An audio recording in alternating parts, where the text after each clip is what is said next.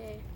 Hello, my name is Sophia Espaillat, and today I'm going to be talking about my final creative project for special topics,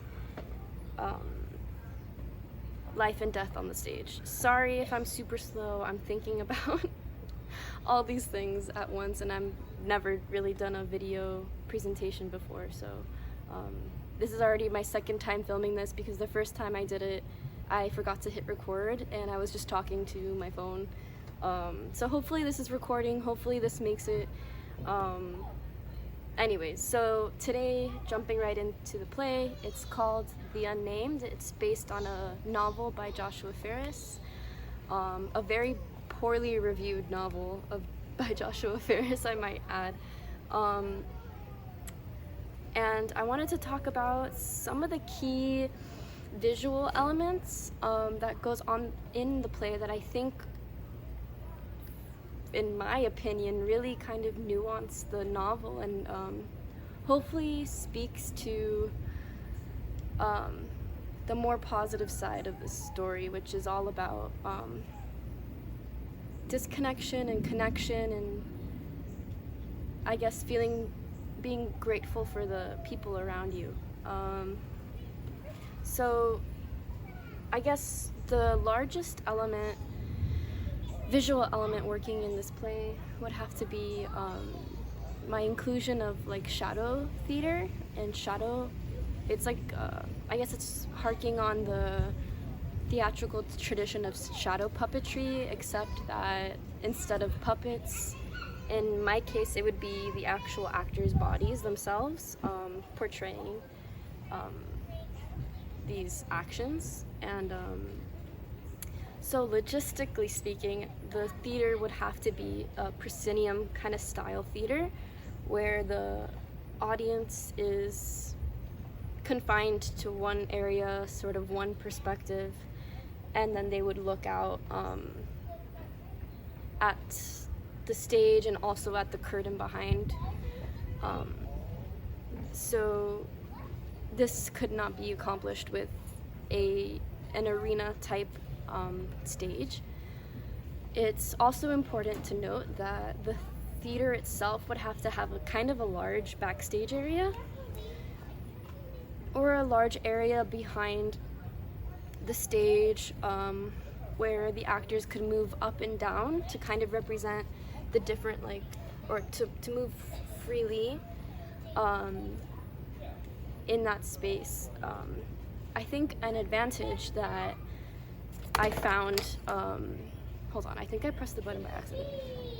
No, okay, still recording, sorry. I think an advantage to using shadow theater, or using this concept, is that you can have actors exit and entrance, or enter and exit from a different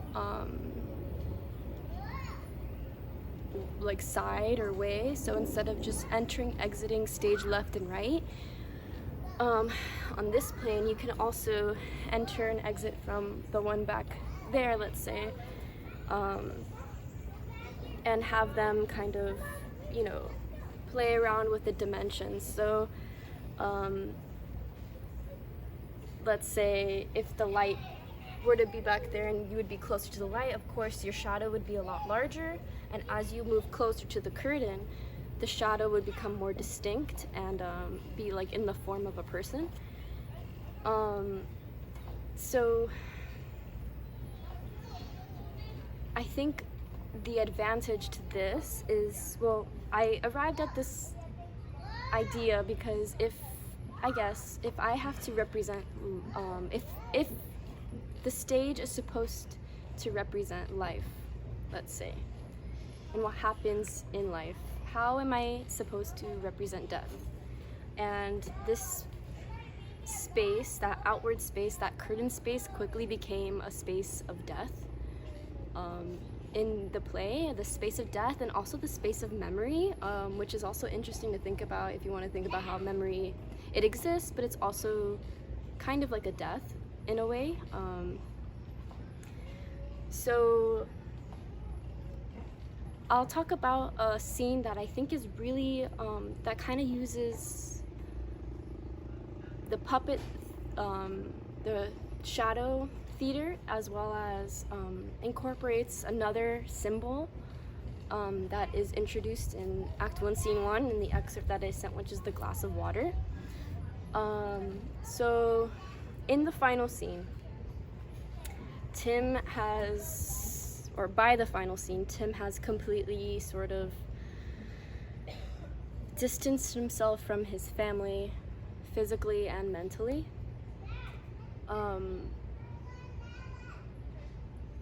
And he knows that he is about,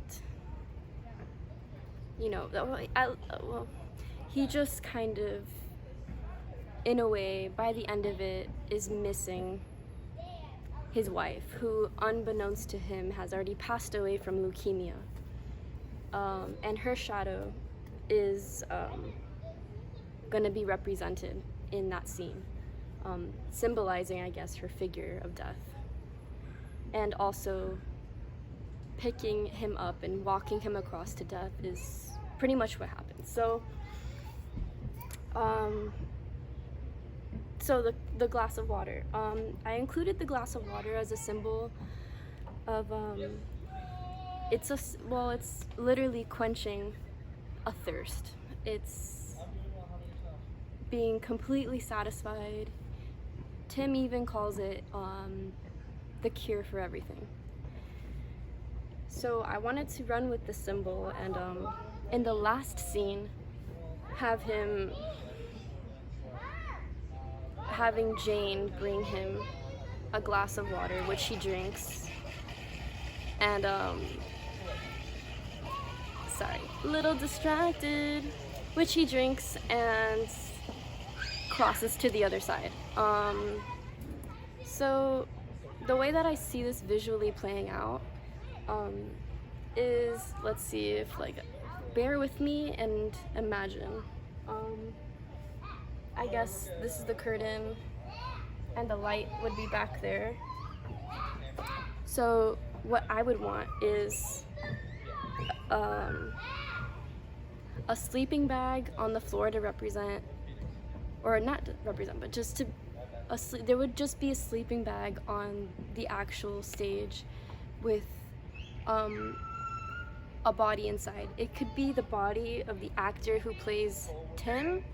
It doesn't necessarily have to be, because his face won't be shown, or he will not move at all. He'll just be kind of like the body there. And then also, if you want to think about the sleeping bag as a coffin kind of symbol of, this is his place where he is, it's a confined space where he is dying. That's another kind of way of looking at it.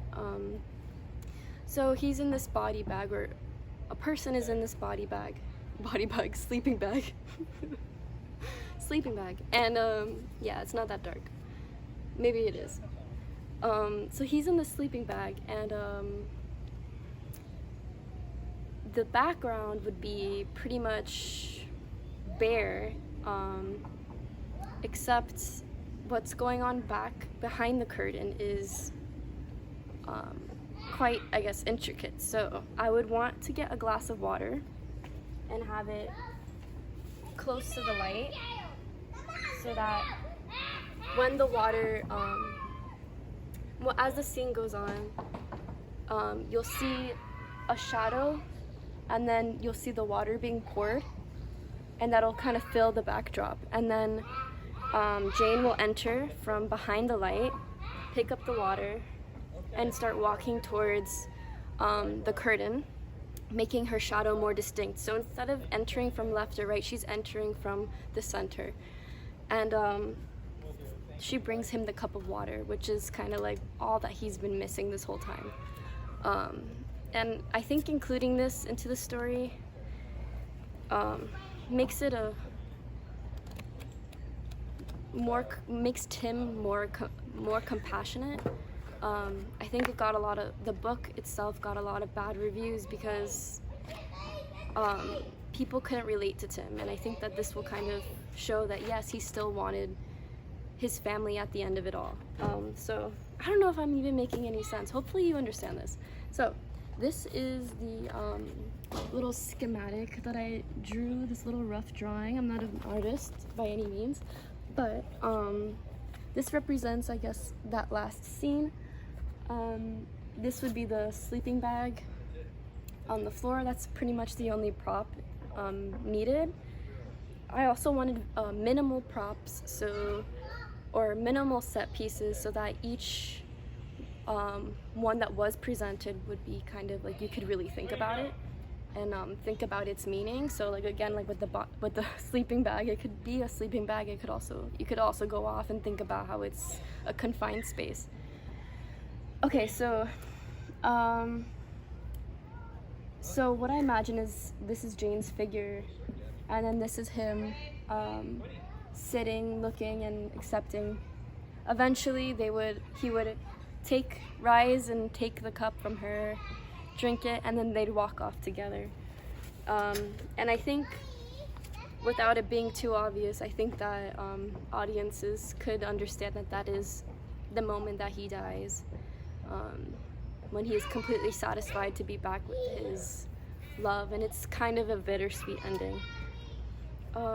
Hopefully I've explained these visual components thoroughly enough. Thank you for your time and everything that I have learned.